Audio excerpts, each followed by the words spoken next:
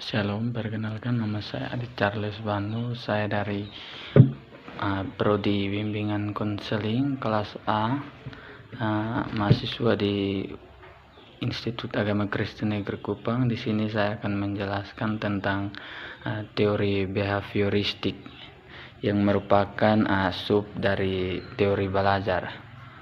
Baik, teori belajar behavioristik merupakan sebuah teori yang mempelajari tentang tingkah laku manusia.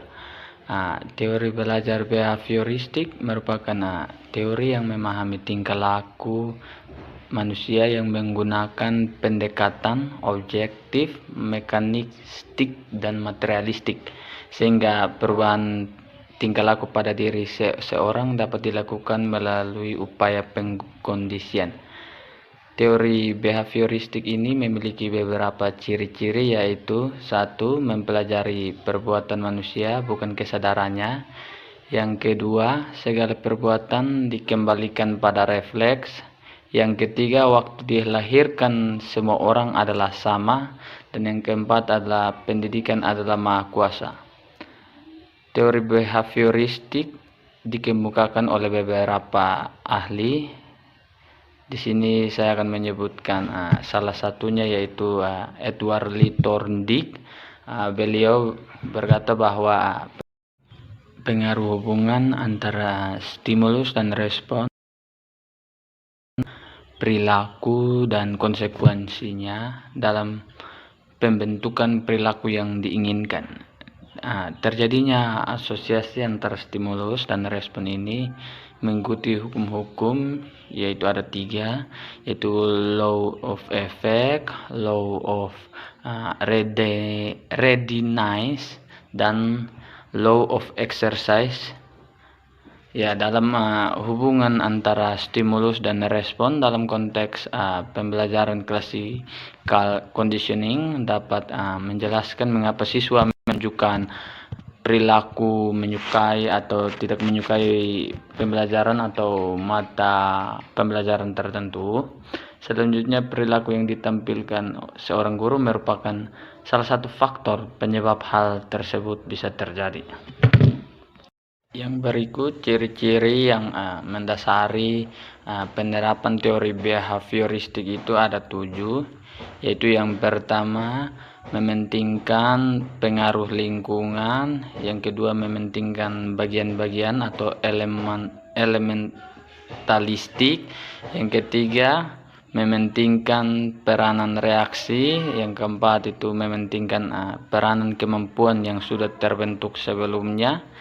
Yang kelima, mementingkan pembentukan kebiasaan melalui latihan dan pengulangan. Yang keenam, mengutamakan mekanisme terbentuknya hasil belajar melalui prosedur stimulus respon. Yang ketujuh, hasil belajar yang dicapai adalah munculnya perilaku yang diinginkan. Secara umum, langkah-langkah pembelajaran itu yang berpijak pada teori behavioristik dikemukakan oleh 2 ahli, yaitu Society dan Prasetya Irawan. Itu dapat digunakan untuk merancang pembelajaran. Langkah-langkah pembelajaran tersebut antara lain: 1. Menentukan tujuan-tujuan pembelajaran. Lalu berikutnya, menganalisis lingkungan kelas yang saat ini termaksud, mengidentifikasi pengetahuan awal siswa. Yang ketiga, menentukan materi pembelajaran. Dan yang keempat itu memecah materi pembelajaran menjadi bagian-bagian kecil meliputi topik bahasa, sub pokok bahasan, dan topik. Kelima, menyajikan materi pembelajaran. Dan yang keenam, memberikan stimulus atau dapat berupa pertanyaan baik lisan maupun tertulis, tes atau kuis, latihan ataupun tugas-tugas. Tujuan yang berikutnya, tujuan pembelajaran behavioristik itu terdiri dari 3, yaitu yang pertama, berkomunikasi atau transfer perilaku adalah penggambaran pengetahuan dan kecakapan peserta didik. Itu tidak mempertimbangkan proses mental. Yang kedua, Itu pengajaran adalah untuk memperoleh keinginan respon dari peserta didik yang dimunculkan dari stimulus. Yang ketiga, peserta didik harus mengenali bagaimana mendapatkan respon sebaik mungkin pada kondisi respon diciptakan. Prinsip-prinsip dalam teori behavioristik. Berikut prinsip-prinsip dalam teori behavioristik ini menekankan kepada pengaruh lingkungan untuk perubahan perilaku. Itu terdapat 3, yaitu yang pertama menggunakan prinsip penguatan, yaitu untuk mengidentifikasi aspek paling diperlukan dalam pembelajaran untuk mengarahkan kondisi agar peserta didik dapat mencapai peningkatan yang diharapkan dalam tujuan pembelajaran. Yang kedua, mengidentifikasi karakteristik pendidik, maksudnya peserta didik, untuk menetapkan pencapaian tujuan pembelajaran.